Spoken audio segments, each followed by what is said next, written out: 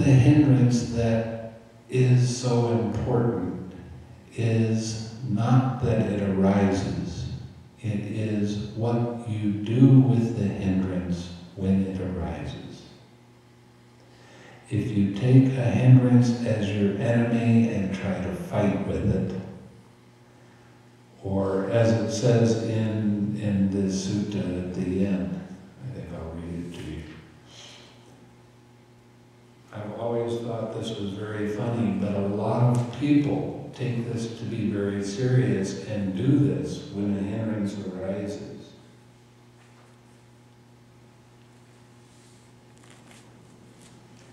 Okay. If while he's giving attention to stilling the thought formation of those thoughts, there still arise in him evil, unwholesome thoughts connected with desire, with hate, and with delusion, then with his teeth clutched, his tongue pressed against the roof of his mouth, he should beat down and constrain and crush mind with mind. That is not the way you handle a hindrance. I promise. Why? A couple of reasons. Whose hindrance is it? When you get into that state and you feel like you need to stop something from coming up because it keeps on coming up, whose hindrance is it? It's mine. Who wants to control it? I do. Who doesn't want it around? I don't. Who's taking this personally? I am. Who's getting caught by their craving and their clinging? I am. You see, the thing with the hindrance is your mind is on your object of meditation, and your mindfulness slips, and there's a hindrance. How did that happen? What happened? Mind doesn't just all of a sudden jump and there it is. There is a process that happens. So when your mind is on your object of meditation, your mindfulness slips, a hindrance arises. You let the hindrance be, you relax, you smile, you come back to your object of meditation. Now your mind jumps back to the hindrance again. How did that happen? What happened first? What happened after that? What happened after that? When you start seeing that when this hindrance arises, as you become more familiar with it, you'll start to see more and more clearly that there's a series of little things that happen before your mind goes away. You'll see that your mind starts to wobble, and then really, really wobble a lot, and then it's off your object of meditation, and now you're caught by the hindrance. So what you do is you try to pay closer and closer attention to how the hindrance arises. So, as you become more familiar with that, you let it be, you relax, you come back, it goes back and forth, and finally you say, oh, I saw something that happened right before I got caught. What was that? And then, the next time you get caught by that, you see this happen again, you let it be and relax right then. Now you're not caught for as long a period of time.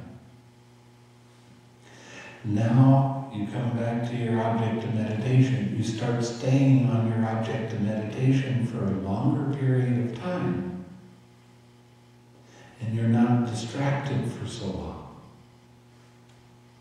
As you start to see more and more closely how this process works, you start letting go of the craving.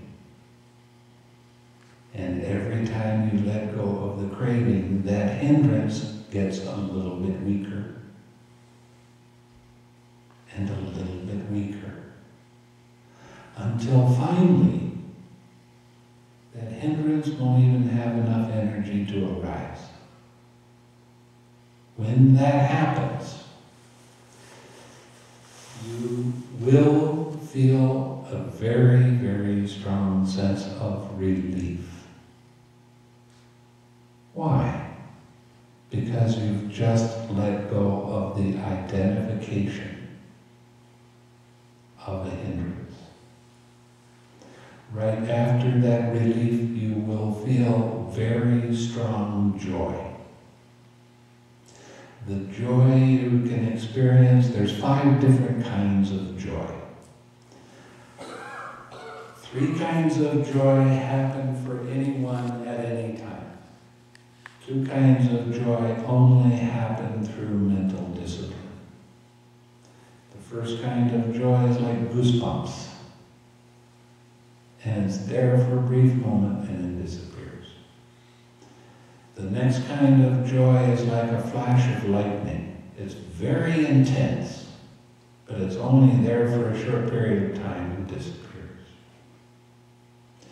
The next kind of joy is like you're standing in the ocean and you have this wave of joy come over you. It's very pleasant. And then you have another wave come over you. Now, these kinds of joy will happen for anyone when the conditions are right. The next 2 kinds of joy only arise through this mental discipline. The next kind of joy, and this is the kind of joy that will come up when you let go of a hindrance. You will feel really happy. And you'll feel light in your mind and in your body. Now, what happened? You let go of craving. You let go of the identification with this feeling. Now you have a happy feeling come up. What do you do with a happy feeling?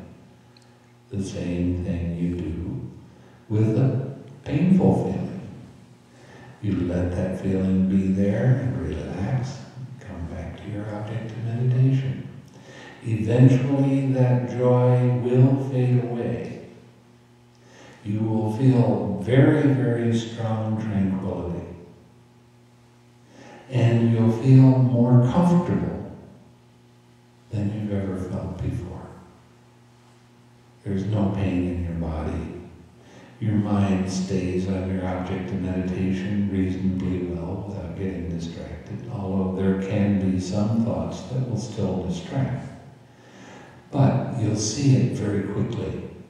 You'll let it go, relax, smile, and then come back.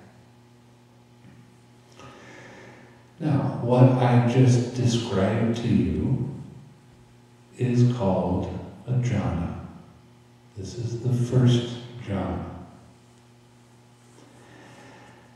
There is some misunderstanding about the word jhana. A lot of people think that jhana means that it's extreme concentration. Actually, the word jhana means a level of your understanding. It's just a stage that you'll go through.